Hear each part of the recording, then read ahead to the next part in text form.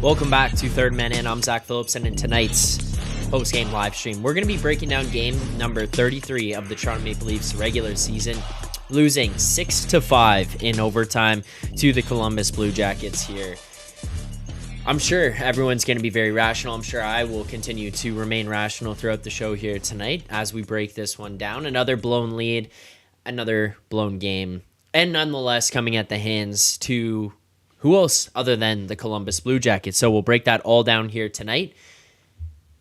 If you like the stream, if you're new here, if you've come back here before and you haven't already, please hit that like button here on the channel. Subscribe to the channel if you haven't as well. Turn on notifications so you get notified every single time that we go live here on this channel. You're not going to want to miss videos like the one that dropped yesterday, where I kind of gave a bit of a preview as to what might happen here tonight and what our thoughts might be as well. On top of that, you'll get notified every single time these live streams will happen, just like this one. So make sure to subscribe here to the channel, like the stream. For those who are new, for those who are old, whatever, reminder, every time we hit a set of 50 likes, 50, 100, 150, we do the smelling salts. You guys want to see people in pain? We're going to be breaking down the Leafs losing in overtime to the Columbus Blue Jackets, who had their backup goaltender go in net for them here tonight, and yet the Leafs still find a way to lose this one. So you want to talk about pain? We'll be in pain. We'll take calls from people if people do want to call in and give their thoughts. You can send me a message on Twitter at ZackPhills, ZackPhill,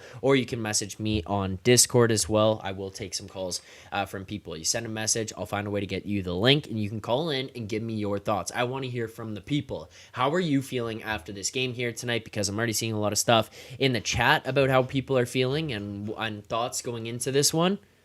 Let's be honest. I talked about it in yesterday's video. We'll start here because I think it's the most obvious place to start. But I talked about it in yesterday's video. I was pretty surprised that the Leafs gave Samsonov this start here tonight. I didn't really think that they would give it to him this soon. I thought the best way to handle this situation might be to kind of give him an extended period of rest. You have a little bit of cap room. You've got a little bit of opportunity to bring a guy up. Maybe you give a guy like Dennis Hill to be a shot to play a game here with this big club, and he doesn't have to play 3, 4, 5 games. You also don't need, on the flip side, Martin Jones to play every single game. But my thought process was you could give Samsonov 2 weeks off here where you keep him out of the net, you keep him out of the limelight, and then you kind of avoid this opportunity for the next little while where you're just going to throw him right back into the shit and say, hey, dude, go figure this one out. Because to me, this was worst case scenario. Like, I don't see how he comes back from this. There's a lot of thoughts. From myself here about what went on defensively to lead to some of this, and we'll get into that as the show goes on here tonight for sure. But first and foremost, when you're looking at Samsonov and his level of play here, he's in a mentally fragile state right now where this guy cannot get himself back on track. You see the way that he talks about himself in these media scrums, in reports where people sit down and interview him, in at post-game quotes, in practice quotes, whatever it is. You could tell he's extremely harsh on himself at this point in time. Like, this is wearing on him. And I don't mean this in the wrong way, so don't take it that way, but it should be. Like, this is on him to play better, and he's not playing up to the standard he should be playing at, considering he also did just get paid in the offseason. It's not like he got some massive contract or anything, and maybe the fact that it's a contract year is weighing on him, but this also feels like it was the smartest move by Tree Living. Noticing his level of play right now, knowing the fact that he's got to come up for a new contract at the end of this one, you got to kind of hand it to Tree Living and say, like, hey, dude, you went out and you found Martin Jones, you trusted Joseph Woll, which seemed to be both the right calls there, and you didn't overcommit to Ilya Samsonov. You took a somewhat of a cheap deal on the goaltender at 1 year. Kudos to him there. But regardless, Samsonov just hasn't lived up to it, and maybe it's the contract, maybe it's just his level of play, maybe it's the fact that he had a kid and over the summer it's been killing him, but he needs to figure this out, or he needed to, I guess I should say, figure this out before it got too far, and now it feels like it's gone too far.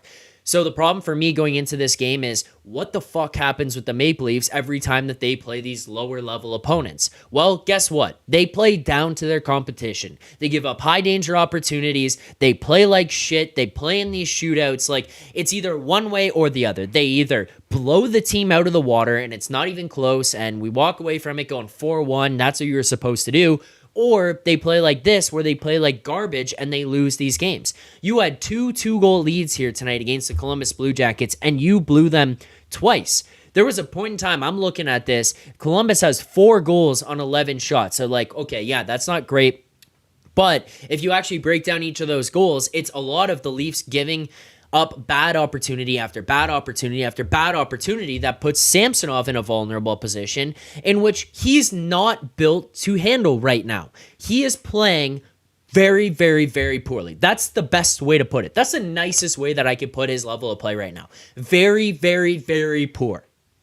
That's the easiest way for me to say this. So when you look at Samsonov, you look at this level of play he's been on basically from preseason to right now, and then you're going to look at this Leafs team that goes out there and gives up these opportunities and plays like trash in front of him.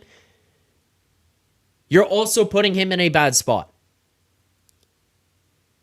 I thought it would have been better suited for them to basically throw him into the Wolves the other way, where you're like, hey, we'll put you in against a good team, because at least then we know for the most part that this team in front of you won't play like shit, and we'll at least know, like, yeah, you're actually just giving up some brutal goals. Like, some of these are brutal goals anyways, but it's kind of with the combination of, like, yeah, the Leafs are really kind of hanging you out to dry in certain spots. Defensively, haven't been that great over the last little while. I think that you improve the defense. The goaltender obviously immediately has some pressure alleviated, and he's not going to be in a position where he feels like he has to save this team in games against the goddamn Columbus Blue Jackets. So he's probably going in here knowing that they play like shit against these teams, knows that he's going to have a big task ahead of him, and on top of that, guess what? He hasn't been playing very well himself. So now he's also trying to dig himself out of his own hole, and he's trying to dig the team out of the hole that they're in. This team right now, as much as people want to say, oh, they've got all this talent, they can do it, they can bounce back like nobody's business. And guess what? They're not comfortably in any kind of position right now. This Atlantic Division is wide open, and the Leafs continue to lose points to these bottom dweller teams like the Ottawa Senators, the Columbus Blue Jackets, the Anaheim Ducks, whatever it is, whoever you want to put in the basement, the Buffalo Sabres right now. They continue to lose points to these teams. And if we're sitting here at the end of the season or going into the playoffs and having to watch this Leafs team go on a run to make the playoffs, not a playoff run, a run to make the playoffs, do you know how pathetic that is? And I know a lot of people are going to want to immediately turn and look at Tree Living. I get it. It's his first year here with this team. I don't think that's fairly where the blame should go. I think that there should be a lot of eyes looking on guys who are making maybe $10.93 million. Some of these big guys who don't show up in some of these situations. Potentially up above that in Brendan Shanahan. Maybe their non-willingness to make moves and actually change or overhaul the outlook and the character and the identity of this team. And then on top of that, maybe Sheldon Keefe. Or likely Sheldon Keefe, actually. Sitting here getting texts from my dad during the game. All caps, fire Keefe. I'm seeing JW in the chat before we even get started. Fire Keefe. I'm seeing people online. Fire Keefe. PK Subban online. Fire Keefe. Like, this is not good for a team that's supposed to be Stanley Cup contender. To sit here in this position right now after Christmas and be going, are we going to be in danger of missing the playoffs? Missing the playoffs, guys. Missing the playoffs. That's not good. I don't see how Ilya Samsonov can go into another game. I do not see how you could reasonably put Ilya Samsonov in another game. I thought it was a bad idea to put him in this one here tonight. But even if you don't put the blame on Samsonov here, you don't think this loss is on him, whatever, how is he going to mentally respond to this one? How do you honestly think that he is going to look at this and build this into something positive moving forward?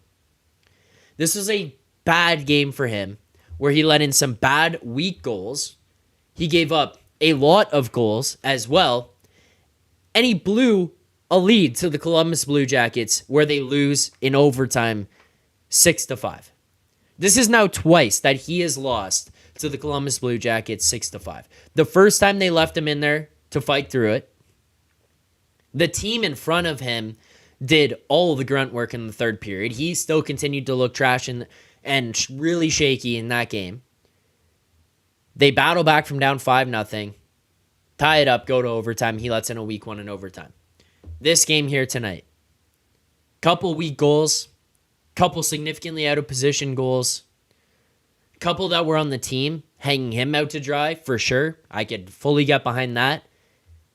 And then on top of that, six piece on this guy on about 20 shots.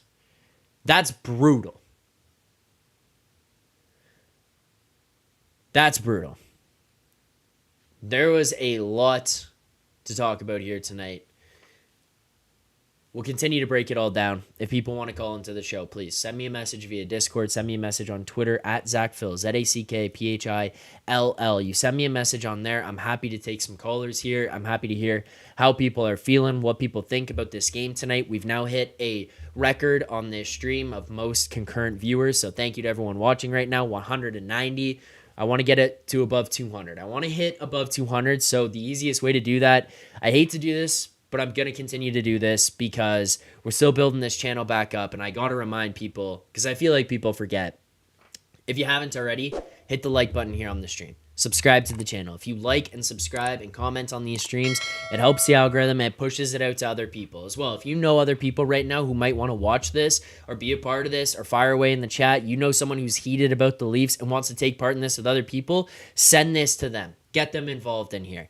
I don't want to continue to push it, but until we get to that 1,000 subscriber mark, I'm going to continue to push it hard. So I apologize, but keep subscribing, keep hitting that like button. I do appreciate it. We're trying to build this back to where we were before. Look, I've got some serious concerns with this team right now. I cannot deny it.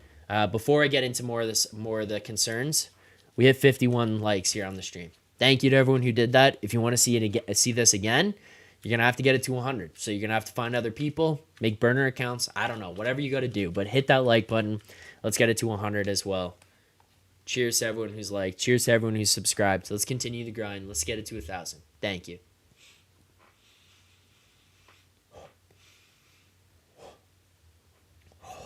All right. All right. Let's continue on. There's a lot to talk about here. There's a lot that happened. There's a lot to talk about. I am very concerned with this team defensively. I really like what Benoit and Lagesson continue to bring, but let's be honest, I don't think that this team is built for long-term success where Benoit and or Lagesson are playing in the top four. I think that McCabe and Benoit is a really good pair. I think that Benoit and or Lagesson have probably earned themselves some type of position into this lineup. But looking at them and thinking that these are guys who can log big minutes against big players in the playoffs, I think is a ridiculous outlook. Just think about how drastically improved your team as a whole would be. Not just defensively, but your team as a whole would be if you take a guy like Simon Benoit and you can upgrade on him in the top four. Like, you get a legitimate top four defenseman, put that guy in there, you are in a much better spot. I have concerns with Liljegren. I have concerns with the turnovers that he makes, some of the decisions that he makes, his inability in his own zone to kind of get the puck out in certain pressure situations. We've now seen it happen to him a few times where it's been major incidents. And I know that it's going to be a few major incidents, and it's probably not necessarily fair to just pin that on him entirely and say this is who he is as a player, but we've seen enough of them now to know that they happen. Whether it be skating back into your own zone and fanning on pucks going up the boards, falling over, tripping on your own feet, he's been struggling. And I don't know if this has to do with the injury that happened to him or what it was. I don't know if Keefe killed him last year because him and Sandin were playing very, very well together. They seemed to be developing confidence. They were taking on bigger minutes. They were playing against higher up opponents or more difficult matchups, and they continued to improve. And then all of a sudden, Liljegren makes one tiny mistake. Sheldon Keefe sits him. And then after the game, Sheldon Keefe puts him in the press box for the next one. And then he comes out, and then he plays limited minutes, and then he can only play against certain spots, and he makes a mistake, and then he gets sad again. I think Sheldon Keefe killed him a little bit last year. And it feels like he never really reached the point where he was before when he was continuing to climb and climb and climb. Now, maybe that's the peak of Liljegren. Maybe they all realized that and they didn't want to let it continue to get too far before we started sitting here thinking, oh, this guy's a savior. And then it all came crashing down anyways. But maybe they killed him. Now that I'm watching him here right now, I have some concerns because whether they killed him or that was the peak of Timothy Liljegren, either way, this is not good enough hockey out of him. And I talked about it in the video I put out yesterday. I'm really happy that a guy like Mark Giordano is back. I think he's probably a great guy to have around the room. He's a veteran presence. He's been in some of these tough situations before. He's made playoff runs, whatever it is. But he's also 40 years old. So he also can't be put into positions where he's going to be playing against tough matchups for really, really, really extended minutes throughout an 82-game season. Now, he obviously got injured. That obviously gives him a little bit of rest opportunity there for him to come back. But not ideal when you're going to talk about the whole construction of this roster. Not ideal when you're going to talk about this team defensively and their ability to go in to the playoffs against Boston, Florida, Tampa, if you make it out of the East, Colorado, Edmonton, Vegas, Dallas. Tell me that in a 7-game series you have confidence in this Leafs team. Like, truly. Because I think people will look at me and say, we could beat that team. On any given night, I would agree. Over 7 games, when other teams also start to play a serious playoff-style hockey, I adamantly disagree with that. I will go down fighting tooth and nail, disagreeing with that. And it's not because I want to see this Leafs team fail. I very obviously don't. I've spent my whole life cheering for this team, watching this team, and now doing these videos, doing these streams. I watch this team and follow this team more than I ever have in my entire life. So it brings me no pleasure to sit through games on a nightly basis and sit there thinking, this is a team that potentially can't even win one round this year. But ultimately, no matter what, even if they do, has, in my opinion, next to 0% chance to win a Stanley Cup once they make it to the playoffs, just because their mentality, their attitude, and their identity does not match with what a playoff hockey team has. Yes, Colorado lost the other night to Arizona and blew a 4-goal lead. I also think that was very shitty. But I also am going to identify Colorado and sit there and say, Colorado has some problems right now. They know that. I know that. The media knows that. Everyone knows that Colorado has some problems right now. People aren't sitting there crowning Colorado or just giving them a pass. The thing with Colorado that puts them above the Leafs, in a lot of people's opinions, despite the issues that they're dealing with right now, is that Colorado's been there. Colorado has won rounds. Colorado's won series. And oh, by the way, Colorado has won a Stanley Cup. So, you're going to look at this team that has won one playoff series. One playoff series in the last 7 years with this same core, and this team built effectively the same way over the last while. And you're going to tell me that watching them and the way that they're playing right now, you genuinely believe that they could win a Stanley Cup? Because I think people need to understand and really, really dial into the fact that this is not about can you beat Edmonton, Colorado, Tampa, Florida, Boston, whatever. I also would agree you could beat them on a one-off game or any given night. I really don't think those are teams that you're beating over a 7-game series. I think they expose you defensively. I think they expose you physically. And I think they just truly take advantage of the fact that you are not a team that will push back or will have any fight in you. I think there were some good moments here tonight. I would definitely agree with that. I liked when Liljegren was going, or Yarncroke, was going after Sillinger. I don't care that neither of them are really tough guys or fighters or anything like that. I really don't care. What I liked was the fact that Yarncroke said, F this guy. I don't care that you're going to hit me. I don't care that you're coming at me after the whistle. You want to come up here? You want to come push me? You want to come put pressure on me because I was near your goalie? I will go at you. I'll put you in a headlock. Let's go to the ice. Whether you like it or not, I think that shows a little bit of something that you don't really see out of this team. Benoit goes after Adam Fantilli. Whether you think he has a right to go after a player of that caliber or not, I don't really care because flip it around. Guys go after the Leafs' best players all the time. They go try to piss them off. They face wash them after whistles. They get in front of them. They give them cross checks. They give them slashes to the legs. They abuse the Leafs' best players. So why the hell would you not go and do that back to them? I give credit to Benoit. I give credit to Goodbranson too. He sits there and says, this guy's fucking with our young guy, our 3rd overall pick, our next up-and-coming prospect.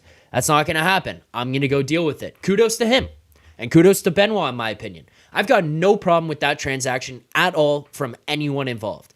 Benoit goes after Fantilli. Good. Piss him off. Goodbranson goes after Benoit and says, you can't do that. Leave our guy alone. Good on him.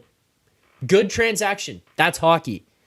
But what you don't see from the guys that matters the most is that you don't see the pushing and the shoving from Marner and Matthews and Nylander and Tavares. And I think truly that is where the most important part of this comes. I think that those guys are the ones who need to lead this. Those guys are the ones who need to step up and start to transform the identity of this team. And if they can't or they won't, then get at least one of them out of here.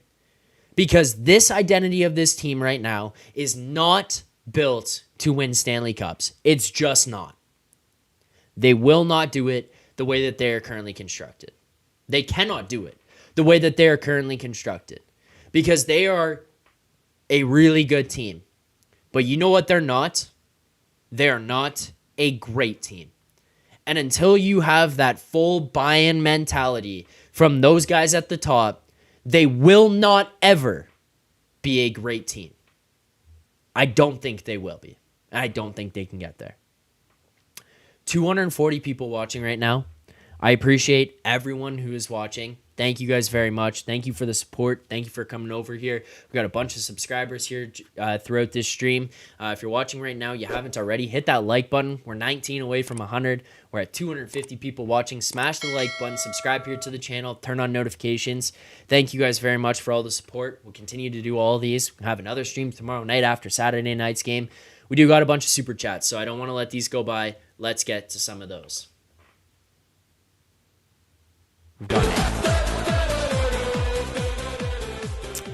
Of course. There you go.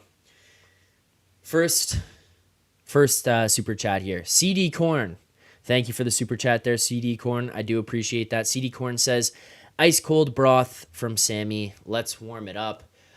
CD, here's what I would say to that. It was ice cold broth from Sammy. I don't think that this is time to warm it up. I think that this is soup that you left in the fridge for a little too long. You kept taking it out and saying, maybe it's fine, and you take a sip and then it stinks, and then you shit yourself and you put it back in the fridge for some reason because you say, maybe it was me. Maybe I didn't feel great today, and you put it away. And then you go back the next day and you take another sip and you get sick again and you shit yourself again. And then you're like, maybe it's me. Maybe I'm still sick. And you put it back there. No. It's the soup. The soup is making you sick. It's time to throw out the soup. I don't want to see that soup come back out of the fridge. I don't want to see that soup in the net again. And I don't want to see that soup shit itself all over the crease and allow 6 goals on 15 shots. I'm obviously over-exaggerating, but you get the point. It's time to discard of this soup in Ilya Samsonov. I do not think he can go back in the net, and I think there's a lot of problems here. I don't think he trusts himself in the net right now. That's the biggest problem. I don't think the team trusts him just based on his play. And then I don't think the team trusts him either because how can you look at a guy right now who doesn't trust himself and say, you know what? I will trust you. Because if you trust the guy, that's great. I'm sure behind the scenes they're saying, hey, buddy, it's all good.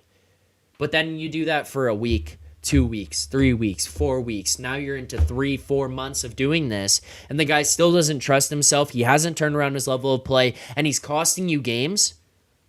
Why would you have any faith in him? Even if you say it publicly or you say it to his face, deep down inside, what would make you feel like, yeah, this guy can get it done? This guy can do the job. I trust him to do it. I truly do not. I don't think anyone here trusts him. I don't think Keefe trusts him. And I highly doubt that True Living up there trusts him right now either. And if they do, then bluntly, this organization as a whole is fucked. If they're looking at Samsonov thinking, hey, he's going to get it going, we got to keep putting him back there. What the hell are we doing? Because it seems like they've kind of had that mentality with the core 4, or 5 if you want to throw Riley in there. And now 7 years through this, we haven't seen any production other than one playoff round win in which we only won 1 game in the next round. And yet they've had this unwavered faith towards these guys. An unwavered commitment towards them and their level of play. And we said, yeah, we'll deal with it. These guys can get it done. They've shown us jack shit to believe that they can get it done, but I believe they can get it done. Why? What makes you think that? What makes you feel that way? Okay, you want to keep going back. I get they're really good players, and maybe you don't want to give up on them.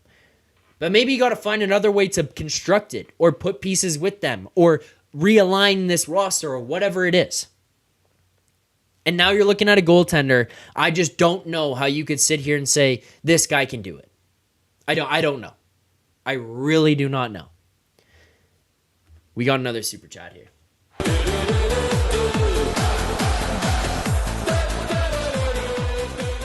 Michael, thank you for the super chat. Greatly appreciate it. Michael says, give Tree more time. Dubas left with this mess. Decor and goaltender not good. Need to pick between 16 or 88. Need 91 and contract. Coach, ? Don't push it. If they miss playoffs, so be it. 34 has 5 years.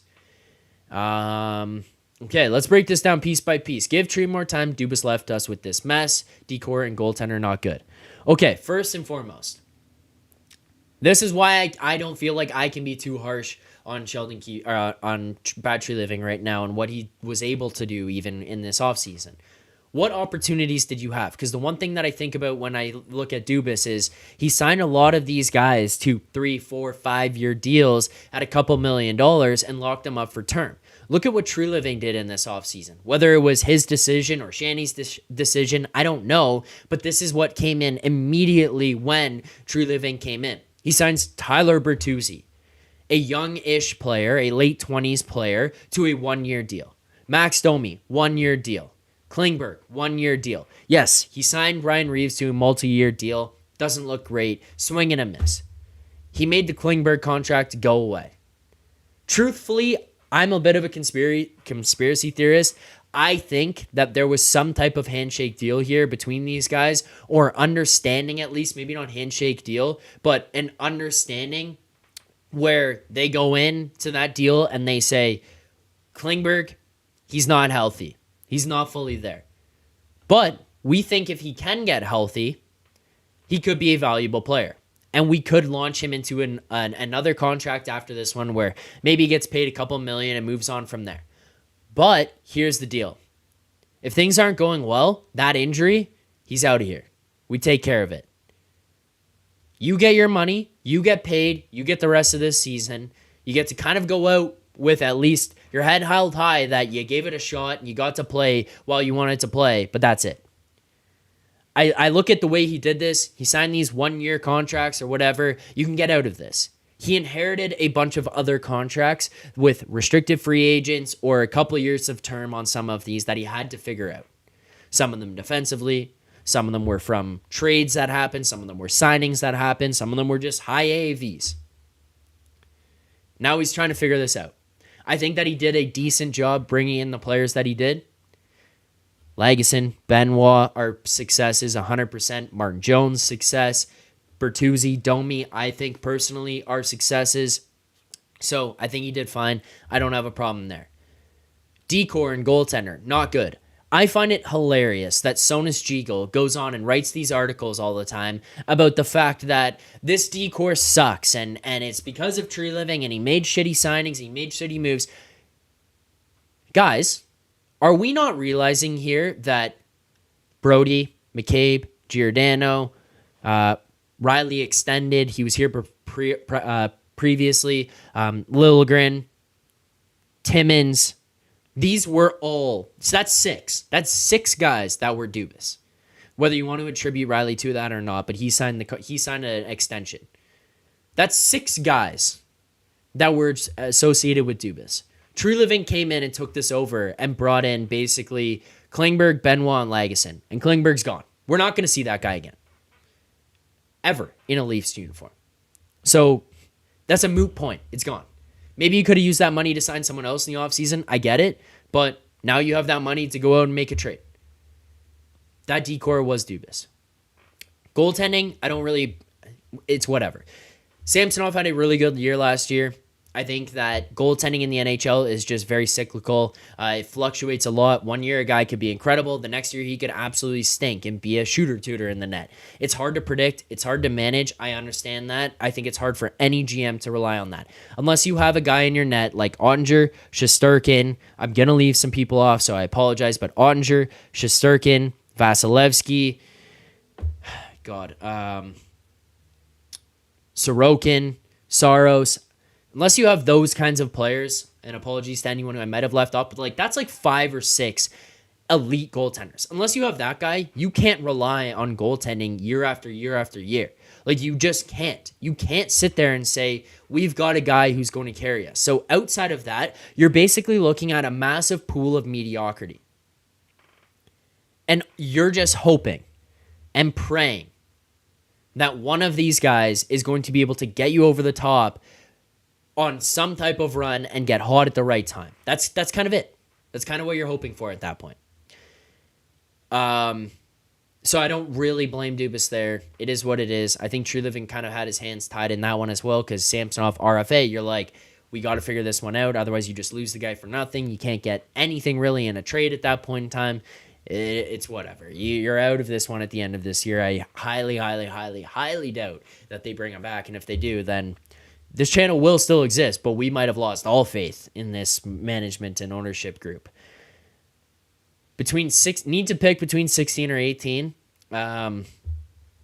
Look, I don't want to do this whole thing again. We did it for like half an hour in the last stream. If people do have questions, you could send them, and I'll try to answer questions about Marner and Nylander and the whole which one do you pick. For me, the answer is pretty easy.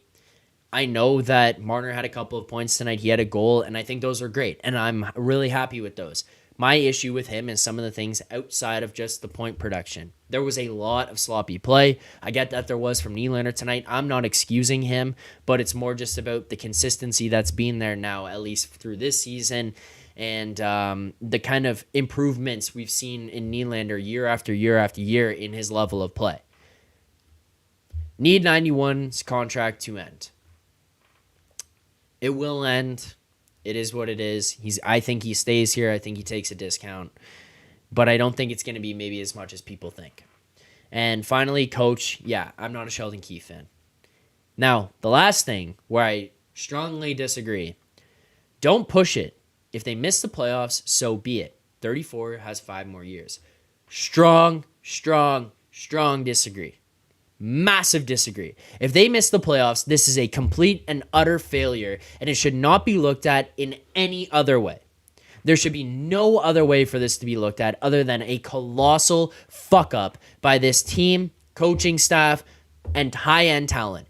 If this team misses the playoffs, as much as you might want to sit here and look at True Living and Shanahan and whatever, they all deserve some blame 100%. But this core four needs to fucking look themselves in the mirror and figure out what the hell is wrong with them for this to have happened. Because whether it's their play on the ice or their leadership off of it, something is wrong with them. Something is wrong with them. And if you are going to miss the playoffs 8 years into this with this group, that is one of the most embarrassing things to ever happen with this team ever. I'm talking more embarrassing than a 3-1 series loss to the Montreal Canadiens. I'm talking more embarrassing than a 4-1 a third period collapse against the Boston Bruins.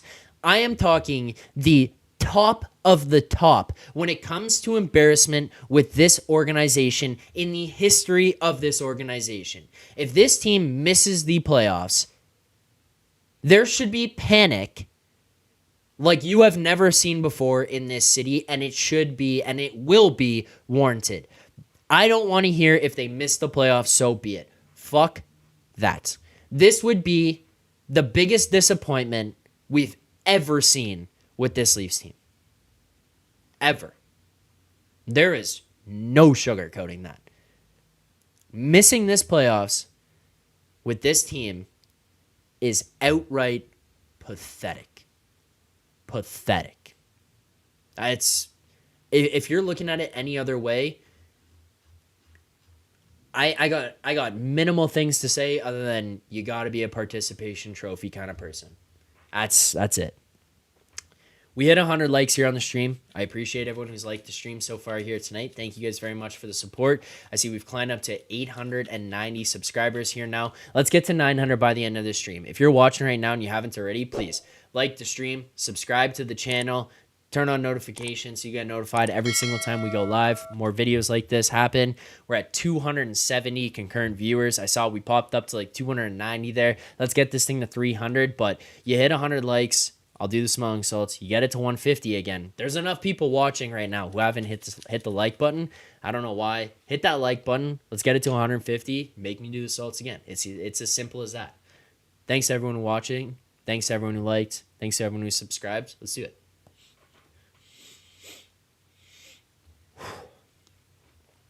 All right. If anybody wants to call into the stream here tonight as well, as always, you guys are free to send me a message, whether that's on Twitter, Instagram, Discord, you name it. You name it. We'll take some calls here tonight and hear your thoughts. I haven't really done that much to break down too much of the game. I do see another super chat here, actually, so I'll get to this first and foremost.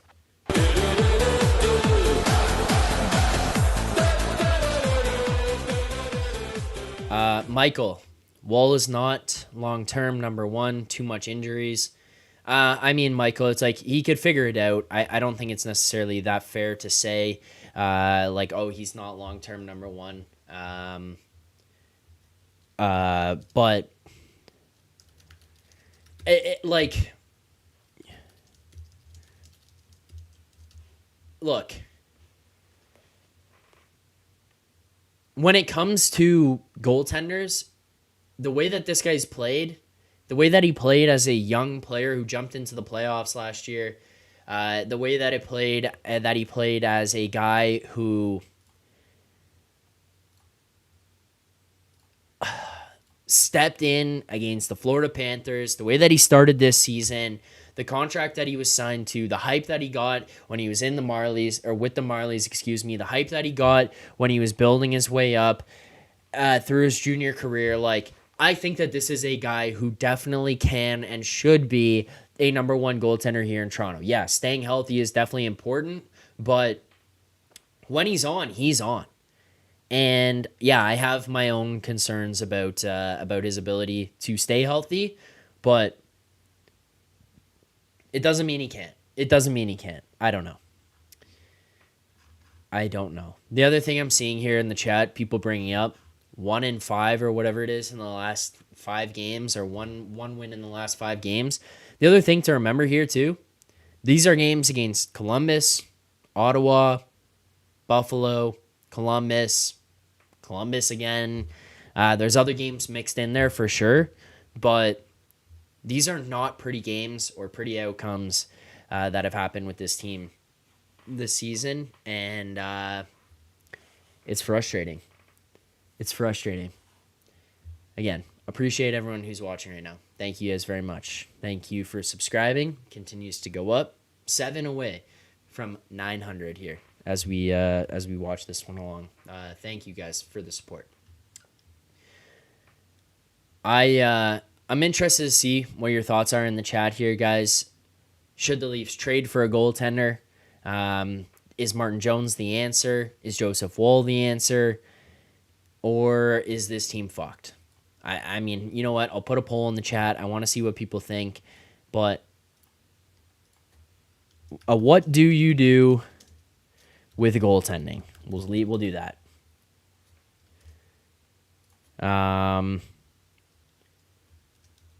Trade for a guy. Martin Jones. Joseph Woll. Nah, we're screwed. All right. Polls in the chat there. I think we all can be under the assumption that Samsonov's not the answer. Like, there's just no shot that this guy is the answer. The way that he's playing this season, I don't see him turning this around. I don't see him figuring it out. Look at what happened with Jack Campbell.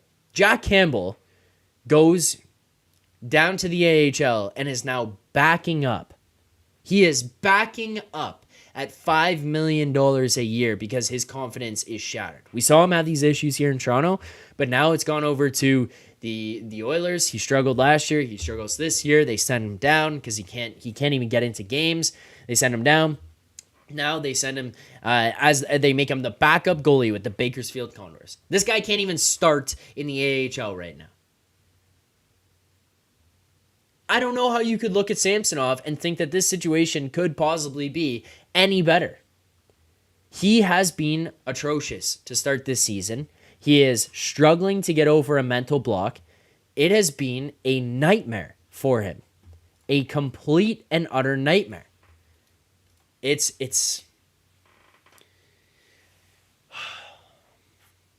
tough scenes. I think that defensively things need to improve ahead of it. I think that you need to ask for a lot more out of those guys. And right now, I don't know what the answer is, because are you able to find a trade right now in the season? Are you able to find one that actually improves or changes this team? Are you able to find one that isn't going to kill you on what you have to send out? And then on top of that, what if you find that guy and it's just that Sheldon Keefe isn't great isn't a defensive coach? Like, what if you find that guy or those guys, you get multiple top 4 defensemen to come in here, and Keefe just isn't a guy that can build a strong defensive structure or implement a culture that it takes to get your team over the edge? What if? Have you now wasted time, money, resources, picks, whatever it is, to go and acquire this guy? Is he a rental? Like, there's so many questions here about this team, because part of the problem is they've struggled with some of this defensively, or having that high-end talent, at least even defensively, over the last little while.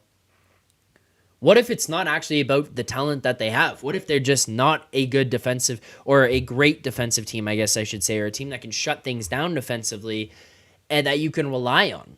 Like, what if they're just not? Because they have these moments where they just go to sleep and disappear and give up crazy opportunities.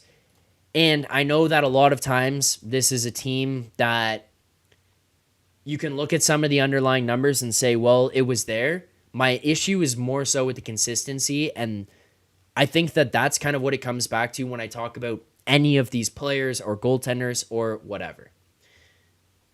I told you guys we wanted to take some callers here tonight. I am very fired up to have this person calling into the channel. They have not yet been here.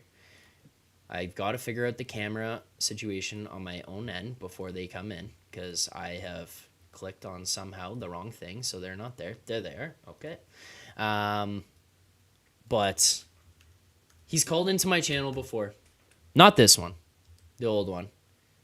Oh, I'm trying to fix your camera there from my side. There we go. That should be better. All right. We're going to welcome our first caller into the stream here tonight. Let's hit the animation. It's definitely going to freeze. Just a heads up for everyone out there. We're going to have to go right to ludicrous speed. Prepare ship for ludicrous speed.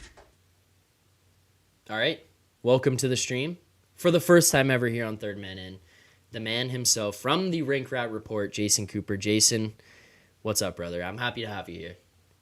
How's it going, guys? I feel like it's not a Third Man In stream if I don't do one of these off the hop, right? Yeah, there we go. Oh, look at there that. we go. That's some buy-in, ladies and gentlemen.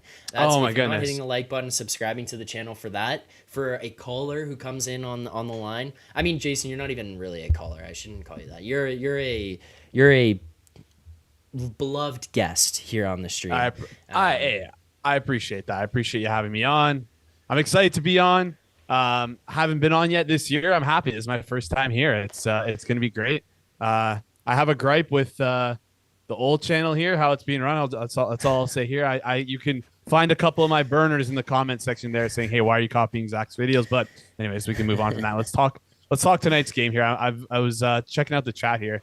Got a lot of people here. 295 people live. I love it. Crushing. Yeah, we're buzzing right now. I put in here, Jason, by the way, just so you know what's going on in the chat. I put in a poll 5 minutes ago. There's about 100 votes on this poll. I said, what do you do with the goaltending? Trade for a guy, Martin Jones, Joseph Wall, and the fourth option is, nah, we're screwed. Because I think we're making the assumption here Samsonov is not the guy. I think everyone's on the same page as that right now. 44% of people saying trade for a guy. Look, I'm not necessarily 100% bought in on the entire trade for a guy opinion. I think that you kind of have to wait for Wall to come back. 30% of people in the chat saying Wall.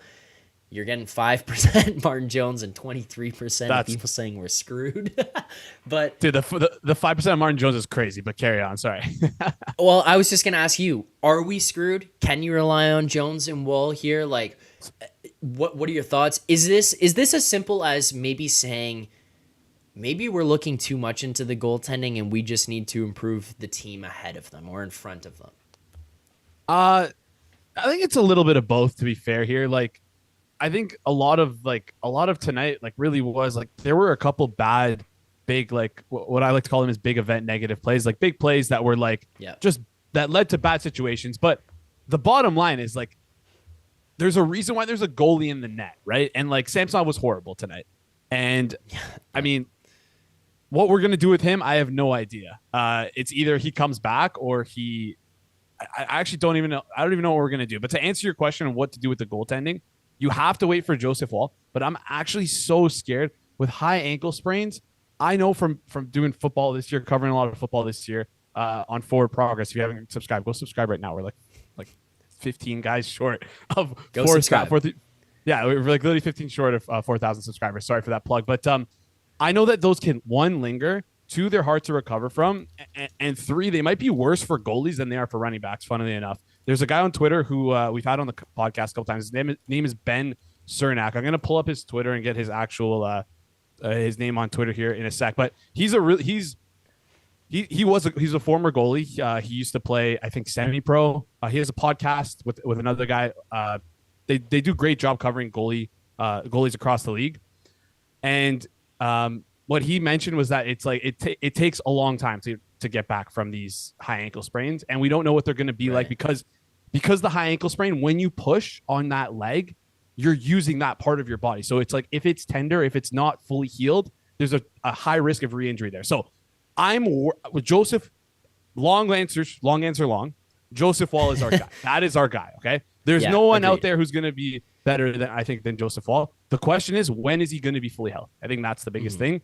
And are we going to be okay if it's Martin Jones and Ilya Samsonov as our tandem to carry us there? And I right now, maybe Martin Jones can do it for us. Like I've been saying, all we need from Martin Jones is a .905 save percentage since until Joseph Wall is back, right? Well, it's like league average right now almost. You know what I mean? Like, yeah. That's all we need. Like that's actually all we need. Even like a 900 save percentage, I'd be okay with, right? So feel like I'm all over the place here. Sorry. No, it's answering the question. It's answering the question for sure. Yeah. So I mean, right now you got to ride Martin Jones. The biggest thing, like, listen, you can look at this Samsonov situation in two ways, and I had like a tweet that I thought was pretty funny earlier. Like the tired way of looking at it is Samsonov is bad, right? And he's not having a good year this year. The wired way of looking at it is, hey, we potentially have $3.5 million in cap space now at the trade deadline, which is massive, right? We already have around 4 as a result of the Klingberg situation, right? So positive, like I am like overwhelmingly optimistic about this team, and I think people who have seen me on here before can agree that like I sometimes take it a little too far. But I like to just be positive and optimistic because like that's just the way I am. And yeah, like that's the way I'm thinking about this right now. It's pretty fucked up to say, but yeah. No, I get it. I know what you're saying. Like I don't necessarily disagree with you here, and I do appreciate the positivity because I think I get shit on a lot for it. I've tried to stay positive and tried to be positive about things. It's hard right now, man. Like part of the problem for me is not even necessarily like, oh, winning or losing these games. The issue comes in that, and I don't know, maybe you disagree, but it's like, it feels like I'm just in year 8 of watching the same thing happen. Yeah. I'm in the 8th consecutive season of watching the same thing over and over and over again. And it's like, I steal this line from Overdrive, but Brian Hayes says it all the time. And he's like, I've read the beginning of this story so many times that I know exactly how it ends. Why now do I believe that this is going to end differently this time? Like it's also, you know, the definition of insanity, doing the same thing over and over again, expecting a different result. Yeah, obviously you can get a different bounce. You can get something to go your way, and maybe you go on a run, or somebody gets hot and whatever. Maybe you get fucking Martin Jones goes Vezina or Conn Smythe on everybody's ass. Like it can happen. I get that. But I don't think that this is a team that you can really look at comfortably and say, yeah, I trust them to get there. I also see here in the chat, which I think I want to get to next. I think we covered some of the goalie stuff. And this is a good point, especially because he's transitioning out of it. But it's one of our buddies here, Leach, in the chat, Alex Leach. He says, I just watched Keefe's postgame. Quote, we scored 5. We'd win that the other 99 times. He says, time for him to go. We cannot get it right under him. Goalies are not to blame anymore. No goalie ever sticks because we don't play good hockey. So I was messaging Leach during the game. We kind of had this similar opinion of some of it. I disagreed with him to an extent where I mean, look, I think Samsonov kind of stunk tonight as well, but I do also think that the team in front of him did not help. I also had I was very strong on the point that it's going to sound insane. I think you should have thrown Samsonov in a game against a high-end opponent and not one of these shitty teams, because we've known this Leafs team for 8 years now that they play this way in front of these or against these bad teams. You're just going to sewer the guy, but what are your thoughts on the coaching, the team structure? Do you think that can improve things and maybe just kind of bail your goalies out as well? Or not bail your goalies out, that's the wrong way to word it. But do you think that can elevate the way we view our goalies? Yes, but also like I agree with the Keefe out stuff, but it seems like he also is publicly, he said something that I found was really interesting, holding certain players accountable. He didn't mention who, but you could probably guess who he was talking about based who was on the ice for the last goal there, right? He was probably talking about Morgan Riley, William Nylander, and John Tavares, one of those 3. Morgan Riley also gave up that turnover there as well. And I don't want to rake those guys over the coal, but like he did say like, hey, like these guys have to be better. We're a team now that's won a round. We've been to the playoffs before. We got to be better. We can't be making those mistakes. Now, is that the right thing to do? Maybe, yes. but has he lost the room? And I think that's what we're getting towards here, where he might have just like there was a clip, and I wish I took a video of it, but Keefe, I think it was the beginning of the second or third period, he was talking to William Nylander about something, and very intensely, and Nylander just had the most blank stare on his face, right? And I think I feel like there's been so many instances. Maybe I'm just like reading too much into it, and like I have this idea in my head because I've talked to you about this before. I've been like, "Yo, Sheldon Keefe, first coach fired? ? Like, should we do this? Like, right?" But like, I mean, it feels like he kind of has lost the room a bit, and I don't know. I don't know what to do with, because at least structure wise, it's not like they're playing like they aren't playing structured hockey. Like they're not playing bad structure. They are playing bad structured hockey, but the structure itself is not to blame. It's the individual pieces within the structure that aren't doing their job to work as a cohesive unit. That's more to blame. And again, is that coaching? Yes. To a certain extent, that does become coaching, because you're the guy who's telling these guys your job as a coach should be to motivate players. That's the number one job of a coach. I believe in the NHL, is to create motivation for your players. You play 82 games. Like, Zach, you're doing 82 streams, right? Like, I'm sure you get tired of it sometimes, right? I cannot imagine what these players are thinking, because like, add in the fact they're getting paid millions of dollars a game, right? Like a season. Yeah. It's the motivation for me. And I think that's where we're starting to lose Keefe here. I don't think he's done a bad job per se with like the actual like tactician, like tactically how we play.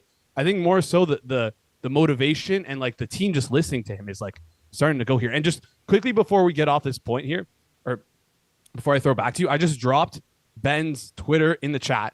Guys, go follow Ben on Twitter. He's a super smart guy. He's like, he does like data analytics for he does research for goalies. He's like, the shit this is like literally insane. He has like I think he's like working on his PhD. He's like a really smart guy, and he'll interact with you on Twitter. So if you have Twitter, please go follow him. Thanks. Yeah, check that out. Yes, I was checking there. I got it. I pinned it at the top.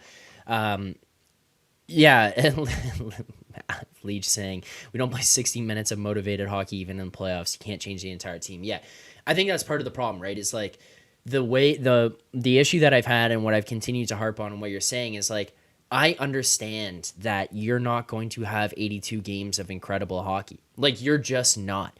Even in Boston's incredible season last year, Tampa's incredible season, the year that they were swept by Columbus in the first round.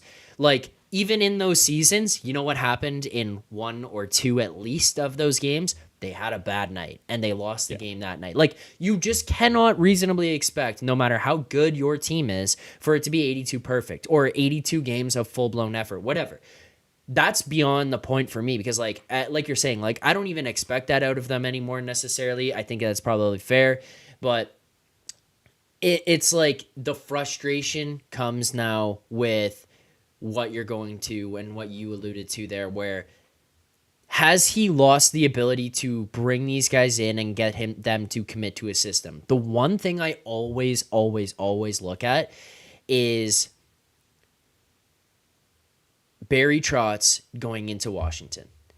And like my frustration, and part of it, and I'm not going to get into the Marner discussion tonight. And Jason, I know you and I could probably have a heated one, or not heated, but an interesting one on it. But like, the one thing that pisses me off here, and maybe it's just new generation players or whatever it is, but remember when Trotz got to Washington and he basically was like, you're going to play defense. Like, you're going to play defense, you're going to buy into the system, or you know what's going to happen? You're not going to play. And Alex Ovechkin would get sat and benched during games because he wouldn't block shots, he wouldn't back check, he wouldn't commit to the D zone. And it's like, no shit. These are like very obvious things you should be doing in the NHL. But yeah, when you have that much talent, i.e. Nylander, Tavares, Matthews, Marner, I'm going to throw all four of them in there. They're probably worthy of it on any given night. Yeah. But they all have that talent, maybe that talent that Ovechkin had. But you know what the problem is that they're not always bought into the other end of things within all four of them. Like, you can honestly say that about all four of them. And I have concerns that it's either maybe their personalities, or it's Sheldon Keefe, or it's a combination of the both, where it's like, you're not getting over the hump here of getting these guys to buy in. And the biggest, most frustrating example to me, that it's the one that pushes me to like a point of immense frustration with Marner is what happened last year when Keefe called out Marner and then had to go back and walk back his comments. And maybe that happens for all 4 players, so maybe it's unfair of me to just point out Marner here. I'll eat that if it is, but it's more just the idea that like maybe that behind the scenes is also the same, where he just can't call them out because they're gonna throw a hissy fit, or maybe it's the other way where he just doesn't want to or doesn't know that he should call them out. Like I don't know. Maybe it's the players, maybe it's the coach, maybe it's a combination of both, but it feels like we're just nearing a point where it's like we need to change something. And as Leach said, which is bang on, you can't change the whole team. Yeah. And now 33 games into this 8 games into the season past Christmas, it gets harder and harder and harder every day to make some type of big change that actually is worthwhile and impactful. So maybe now we're at the point where it's the coach. Yeah, and I agree here. And listen, it's not. I know that they extended Sheldon Keefe here, but it's not like a coincidence that the assistant coach, the first assistant coach that they hire is Guy Boucher, who's been a former NHL coach in the past, right? It's not a coincidence you do that, and it's not a coincidence that he's as involved as he is right now, right? He's doing seems like he's doing a lot of the power play stuff, a lot of the offensive zone style of play seems to be relying on him whenever there's the like 6 on like the timeouts, the discussions during a 6-on-5 or a power play. You always see him as the guy behind the bench. That is not by chance. That is 100% by design, and that is, again, that's probably to put pressure on Sheldon Keefe to say, hey, like if you can't get the job done, there's a guy right here who can do it for you very easily and who has done it before here. So, but I will push back on you in a little bit, saying it's not as bad as it seems, in the sense that the trade deadline is still coming up. If we look at how much we improved at the trade deadline last year, of course we gave up a shit ton of assets, but we did improve, right? We have even more space this year, right? And at the very least, we're still within 5 points of Boston. So it's not all, it's not all as, listen, we should be in first right now. That is, make no mistake, we should actually be in first right now. We should be ahead of Boston. We should be first in the NHL. We've dropped bad games when we shouldn't have, but we can't go back and change that. We can only look forward. And I mean, who knows? We get San Jose. We get the once vaunted Western road trip. Now it's going to be a lot easier this year. So maybe we can turn things around there, right? Like, who knows? With how we've been playing against those teams, maybe not. But like, you know what I mean? Like, it might turn things around. So, no, you're right. But this is also one of those ones where this could be the road trip that's like, okay, we're either in or we're out. Like one way or the other, we could figure this out, because do they show up? Do they not show up? Is it time to move on from the guy? One thing actually, you know what? I don't know if you know off the top of your head, but is Arizona Vegas in this road trip? I can tell you the Leafs schedule. Because I'll tell you something that you might find interesting. I believe it was Babcock. They're not played a game. Oh, that's too bad. This would have been real interesting. I don't know if you Babcock. remember. I think they played Babcock against Arizona, and then when they were going to Vegas, he got fired or something like that, and then Keefe came in, and I think it happened with DJ Smith. I got to take a look at this now. When did they fire? Are you sure they weren't going in to play LA? Maybe, but it was like Arizona was involved. Oh, okay. So it was like after a game against Arizona, the coach was fired, and then they went to play some team. And whatever team it was that they played, it was the same thing that happened in Ottawa, where they played Arizona, lost, and then they moved on. And yeah, so I was just throwing that one out there. Conspiracy. No, but I'm just trying to see if there's any point where we play we do play in February 21st. We play the Arizona Coyotes. Then February 22nd, we play the Golden Knights. So, and then wait, 27th, 29th, we play the Knights, then the Yotes. That's so dude. The NHL scheduling makes no fucking sense. Anyways, I know, dude. We played in Columbus on Saturday. Come home for break. Then they play at home on a Wednesday night. Then you play in Columbus on a Friday, and then you play at home on Saturday. At the on the second half of a back to back. Yeah, why wouldn't they not just flip these 2 games? I don't know. Yeah.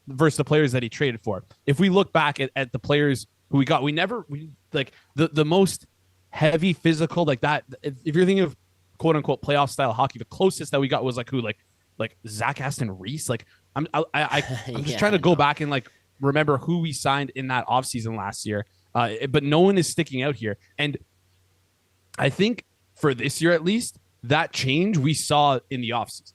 We're starting to see that slow. Agreed. It wasn't large, but again, just the players that Brad Treliving has prioritized here. He made like, listen, this is I'm about to mention our 7th, 8th, 9th forward, but like Simon Benoit and William Legacy. Listen, those guys have actually they've played 18 and 21 games respectively for us. They should not have played that much, and they've been fine in that role. And you know what? They play that larger physical role, and they have. I've actually liked Simon Benoit's play, by the way, this year. Me too, a lot. Right? Like, but he can't play top 4. Yeah, he can't. Right? But like, yeah, like I'm seeing like, and then obviously the forwards, Bertuzzi, Domi, like you're getting guys with more bite. Like this will never happen overnight, and that's what it feels like Dubas tried to do.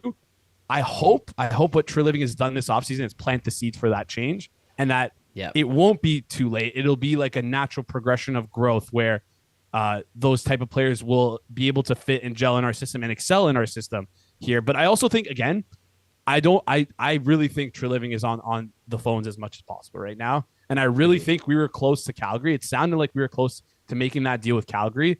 But I just think the guy who's in the office right now doesn't want to get fleeced, by the guy who was in office and who just left, right? So I think that might screw us a bit for like a Chris Tanev deal. But the way Elliot Friedman was talking about it a couple of weeks ago is that we were very heavily in on that deal, and we made offers like that. We got to a point where pieces were being discussed. So too little, too late, like maybe, but also like hopefully the guys, or sorry, too much, too late, maybe, but like hopefully the guys we'd acquire would be able to just slot in, because in my mind the biggest piece we need is like I think we need 2 defensemen, honestly, right? Yep. Agreed. If Liljegren doesn't look good enough to play in the top 4 this year, like we need someone to play in the top 4 that isn't him, right? Because right now that's who I have in my mind penciled into the top 4, right? Because who it's top 4 right now? It's Riley, Brody, McCabe, unless you want Simon Benoit or William. You're saying right now. You're saying right now. Yeah. Like if he doesn't look good enough to be in the top 4, he's got you got to get you have. No, sorry, to get I see what you're saying. That's not you're negotiable. Right. Yeah. Sorry. But yeah. So I'm thinking the guys that they would add should be able to fit in. I don't know. We'll see how it happens and when it happens. I really think we're gonna get like. It would be a crime not to make some big moves at the deadline, like at any point throughout the year now with the amount of cap space we probably have. It would be a crime because we again have basically like people don't realize this, and this is why I was partially so like, and this is like I'm just talking nonsense right now, but this is partially why I was like so critical. This is going to be crazy one here. Why I was so critical about the Matt Murray deal is that the most valuable thing in the NHL is not draft picks, it's cap space. That is the most valuable thing in the NHL. People will pay a fuck ton of money to get cap space. They will pay a fuck ton of assets to get cap space. Everyone at the deadline. Think about how many 4th, 5th, 3rd, 6th round picks we've given away over the years at the deadline because we were so tight to the cap and we needed teams to double retain, send them to San Jose so that they can retain for us. We even did it for Vegas for Robin Leonard one year. Like teams will move mountains and trade assets to gain cap space. We are in a very fortunate position where we don't have to do that this year. So we need to take advantage of that as much as possible. It's going to be hard. We don't have a 2nd round pick to trade.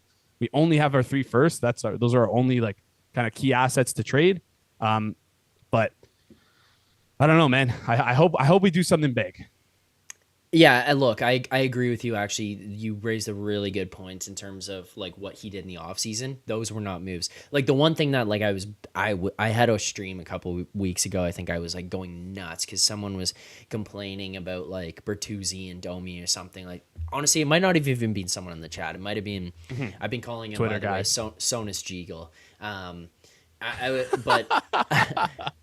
It might have been him that like tweeted something stupid, and I was like losing my mind because the whole point of it is I think that there's a whole aspect of those guys' games that people just don't realize is like yeah, you might not fall in love with the guy for 82 games during the regular season, but you know when you will, when it matters the most in the playoffs. Like, I think that Bertuzzi and Domi, even to an extent, are going to be guys that we're going to be sitting there in the playoffs going, like, thank God we have this guy on our team. Like, this guy makes an impact.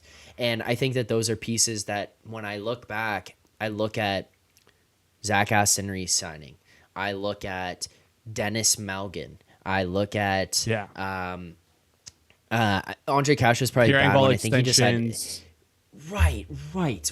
And I'm looking at these and I'm like Ilya Mikheyev, and yeah, maybe those players are good, but it's not the players that you needed considering the skills and the players and the personnel that you already had here, right? Like that was the problem. We were just adding these pieces that didn't actually like equal a successful hockey team. You just were just like adding other good pieces, and it was like, well, okay, I get it, but you're missing stuff. I think True Living went and added those pieces. The other thing that I would kind of say to kind of cap off the conversation would be True Living built a very, very good decor in Calgary. And he prioritized building that decor. Like, people also forget Shillington didn't play last year. And Shillington was Oliver Shillington. He was a very good defenseman.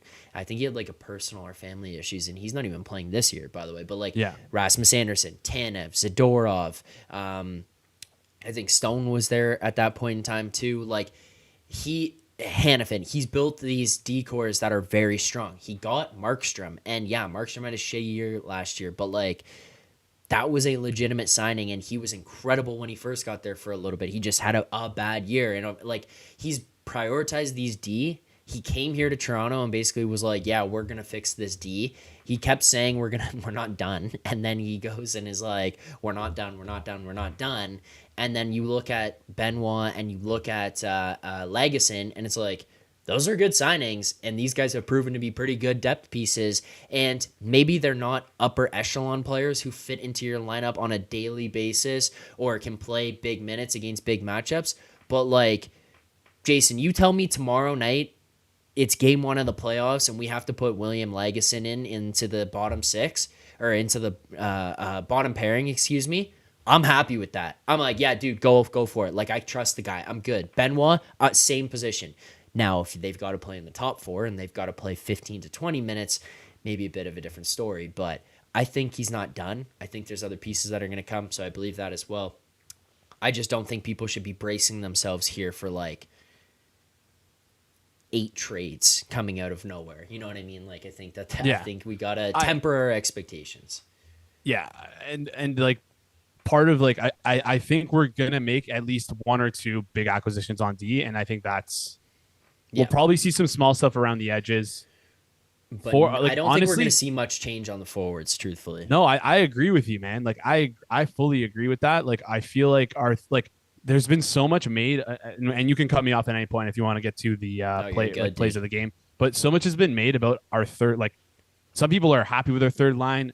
Sonis Jiegel has been like ripping on our third line.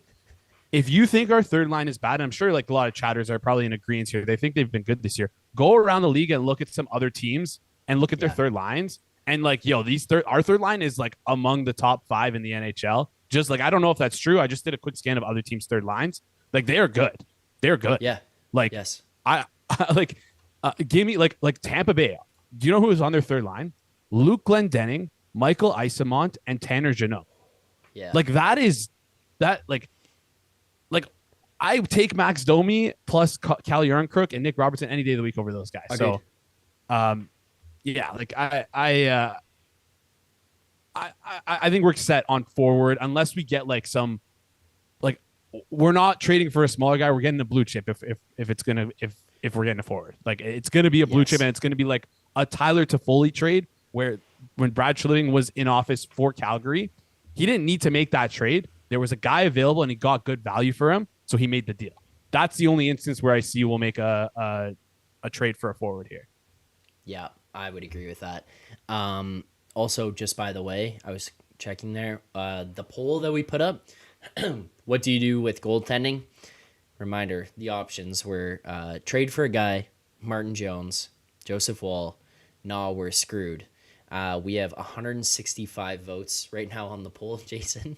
The leading the leading result as of right now is 34%. Nah, we're screwed. Oh God. 33% trade for a guy, 27% Joseph Wall, and 6% Martin Jones. So, hey, the chat's opinionated. For sure.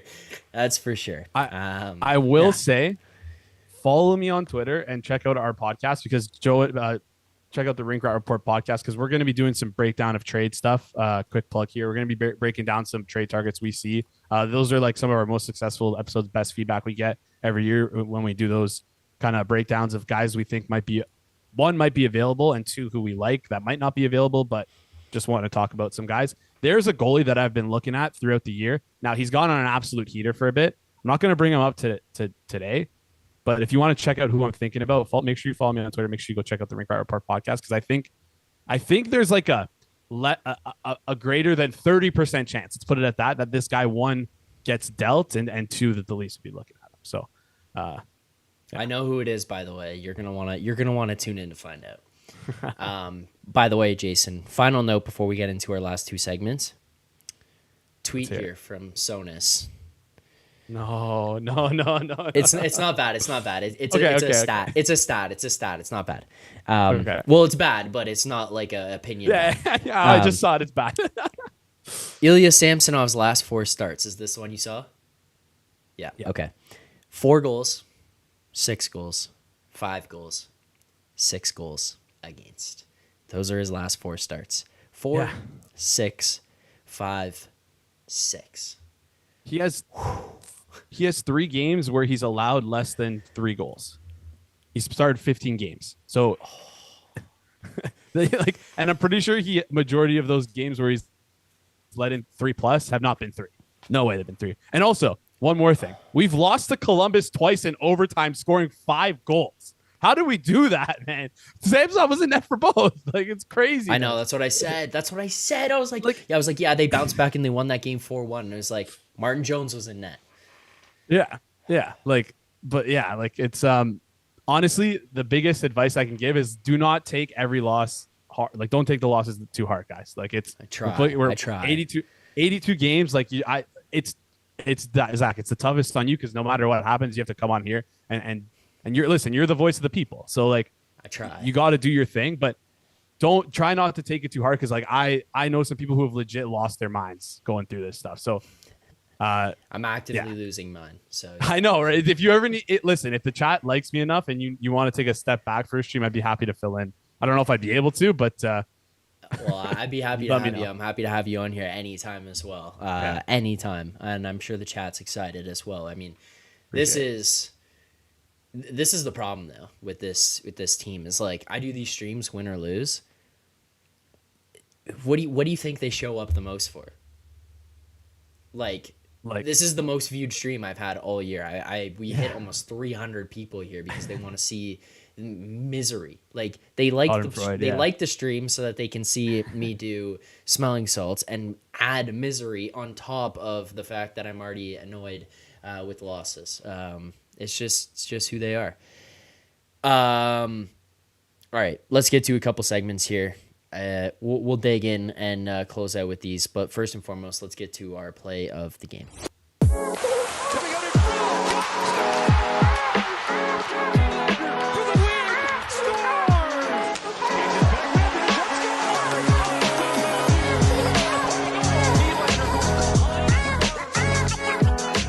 All right, play of the game. Also, Jason, by the way, you noticed last year remember you guys could see what was going on the screen? It just disappeared this year. It stopped working. I know how to do it. It just stopped working. So I don't know how to. Don't worry about it. I got the stream open on the side, anyways. All right. Sorry if I'm talking. Play too much, the game. By the way. No, you're not. You're good. Chat's opinionated. Like I said, you're good. First and foremost, you go for it. You're the guest. Give me your play of the game. Play of the game. Fuck, you got me on. You got me stuck here. Dude, you've come on my stream before. You knew. I know. Play of the game was because I like Nick Robertson, him scoring off his ass. Play of the game. That's the first thing that came to mind. Okay. Like I don't know. Like honestly, probably the Nylander goal or the Nylander or Matthews goal, one of the two. I don't know. The Nylander goal is kind of nasty. Nylander goal. It was nasty. Nylander goal. I was gonna give it to the Nylander goal. For the sake of parity, I'll give it to the Matthews goal. It's not like we're like really flipping things around here too much, but the Matthews goal, the Nylander goal, it's a good play all around. Especially just be considering like, look, the power play, I have frustrations with it at times. I think it's been better this year, especially on zone entry and being able to sustain zone pressure. I think that they do some stupid shit, and I don't really think it's designed stupid shit. I think that they just get too fancy with some of the stuff. But you kind of finally figure it out. You get in the zone, you're maintaining zone pressure. Matthews makes the pass across to Nylander. He misses it, but he regroups, makes a nice play up the wall, turns back down the wall, and kind of gets himself into open space. TML says Nylander goal was a fluke.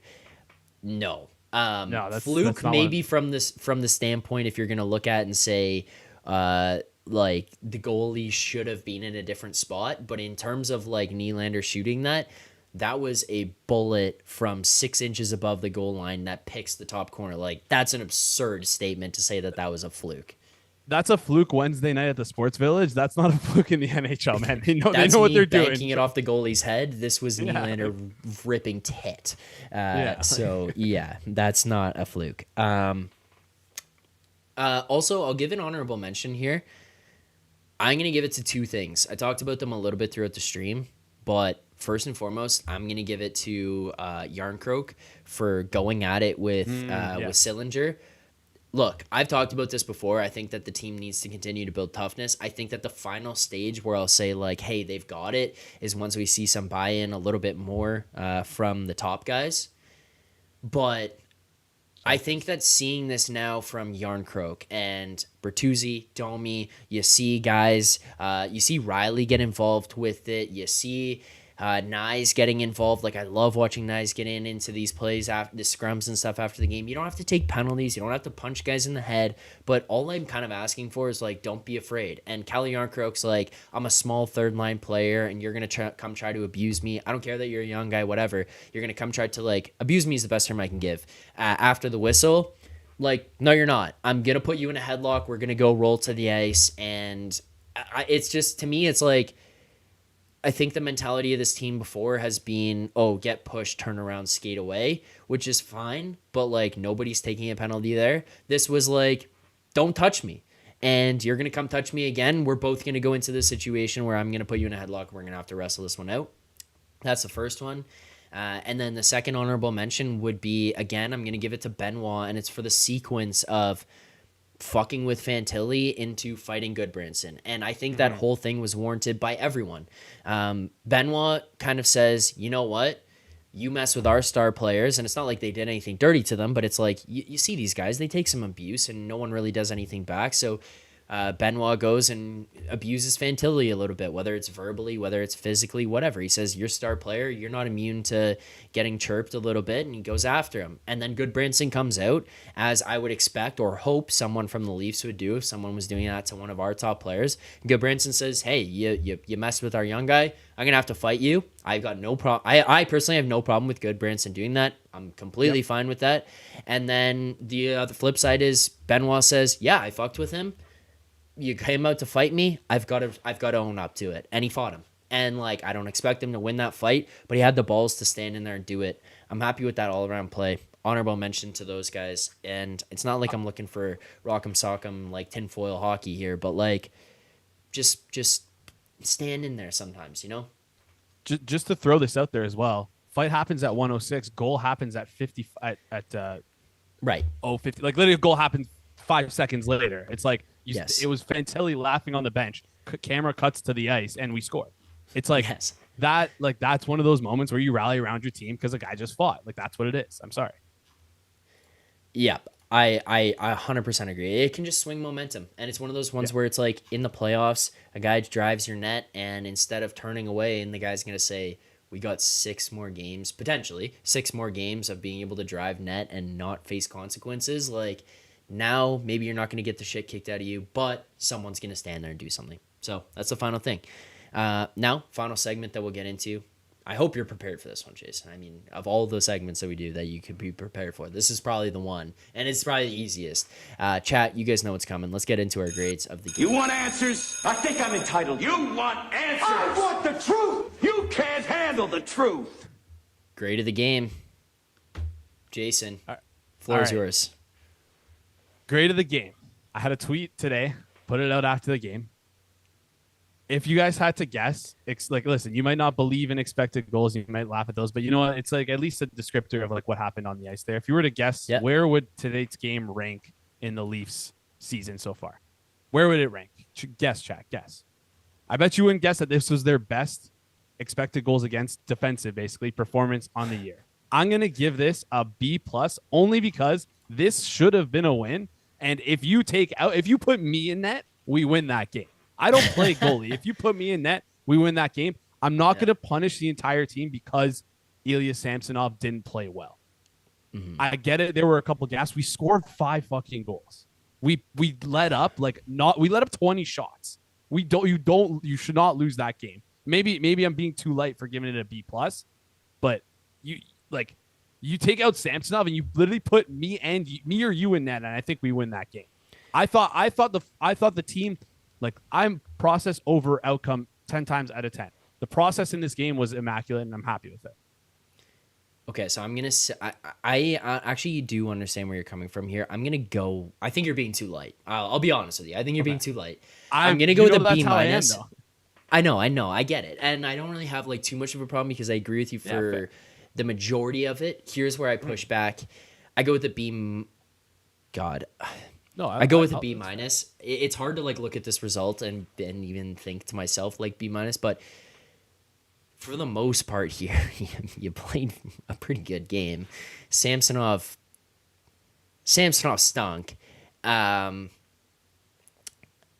Part of this is going to go into some of the pregame decisions. I think you shouldn't have put Samsonov in this game. I know you have a back-to-back, but like, give me a flip or something like where it goes the other way, or give me fucking Hildeby in net. Like, I don't know. You know what I mean? It's just like, don't put Samsonov in there in this spot. And I think that was a mistake from the jump. The other part of this is I do think that there is an onus on the team, regardless of how bad your goalie plays, when you have these leads, especially against these shitty teams, to be able to find a way to shut it down. And this is where like I have a hard time because the numbers you bring make sense and they're right. But it's also like it just feels like I'm gonna go off of like more vibe and narrative of this one, not necessarily like the actual analytical perspective of it. It's just like it feels like you should still be able to not have that happen. I don't know. I don't know. It's Columbus, and you had a couple days, and this shouldn't happen. Right? Like it just shouldn't happen. Yeah. No, you're 100% right. And I also think that like maybe I don't know, maybe you can tell me if I'm wrong in this, but it feels like when we were up in the third period, we actually just played completely different than how we would normally play, in the sense that we did everything in our power to not allow a shot on net. I think that actually hurt us more than it helped us. Yes, because they weren't just like playing hockey. Like they were like, you know what the mentality is like when you have someone back that you literally cannot trust, right? Like you don't play your normal self, and it like you think it's good in the moment, but in the grand scheme of things, it does hinder you in the long run here. Yeah. All right, Jason, I think we're going to wrap it up here. I do appreciate you. You got any closing remarks here before you go? Closing remarks here? Just about 2 things. One, the defenseman that we signed in the offseason. We had Martin fucking Marincin playing minutes for us in 2020. Like, he played 3 games for us. I love what we did with the 7th, 8th. Like, who knows how we're gonna get there, right? But anyways, I love those signings. Number 2, you mentioned the power play. I lied. I have 3 things. Number 2, you mentioned the power play. Power play is better this year. Expected goals for per 60, 9.82 this year compared to last year. We had a 9.09. That 9.82 is just about on par with the Edmonton Oilers last year, who had an insane power play. That's at 5-on-4 here. And briefly here, just to jump in on it, I think part of that comes from much happier with zone entries. I hated the double slingshot last year. They've changed it up now where they do the slingshot, but then they attack 2 guys in motion, so you can cross or you can just skate it in. Much easier, much better, much more effective. I think that helps. then obviously you just have that much talent, and you get into the zone, you're going to have a better opportunity at scoring. It just, the only thing that kills me every now and then is like I turn into old man yelling in stands, yelling shoot. But it's like, Matthews, you're such a good shooter. Nylander, you're such a good shooter. Like, you know what I mean? I'm like, just shoot the fucking puck every now and then. But anyways, continue. Fair enough here. And then the last thing I want to say is Tyler Bertuzzi. He hasn't probably maybe his worst numerical like number season points wise, but this year his underlying numbers are literally the best in the league. His expected goals for percentage is 61% best in the league. His expected goals for relative to the rest of the team, which is an important stat to look at because you want to contextualize what like the environment these guys play in. He's by far and away the best in the league in his expected goals for relative. So just kudos to Tyler Bertuzzi. Yeah, 100%. I think that's fair. Just wanted to throw those in. Jason, thank you for calling in. I do appreciate it as always. You're always welcome back. Appreciate it. Thank you. Thank you for having me on, Zach. Check out, I sent it, I pinned it in the chat there as well. If you're on Twitter, you follow people on Twitter at Takes by Jay. Make sure to check out Jason. I'm also going to pull this up really quickly so I get it right. At Rink Rat Report on Twitter as well. And make sure to check them out over on YouTube. Do post videos and podcasts on all podcasting platforms breaking down this Leafs team as well. So make sure to check that out. Rink Rat Report at Takes by Jay on Twitter. Jason, thank you as always for calling in here. I do appreciate it, and look forward to getting to talk to you soon. Chad's not interested in the stats. Look, okay. Listen. I'm a numbers guy. guy. So. No, I appreciate it. I like the stats. I just like adding them in. But Jason, thanks very much for calling in here. I do appreciate it. But yeah, we'll talk to you soon. All right. See you guys. Thanks again. All right. There you go. Appreciate Jason for calling in here tonight. I think that'll about do it. Before we can wrap this one up, I'm going to I'll get to the super chat that we've got here from our guy Maxentius Decimus.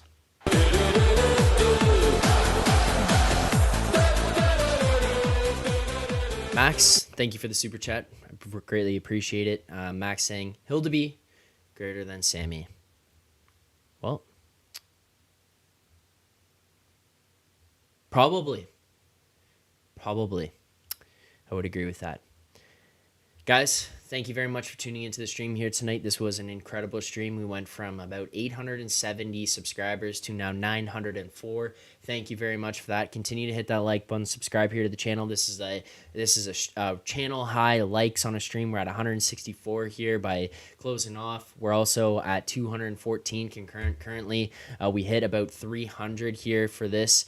I will be back tomorrow for tomorrow night's game after the game, so don't worry about that. We'll be back here. Make sure to like this stream before you go. If you're watching it back after, like the stream as well. Subscribe here to the channel. Turn on notifications so you get notified every single time that we go live here on this channel, including tomorrow night's stream. You don't want to miss the start of it. You never know when a rant might pop up, so don't miss any of that.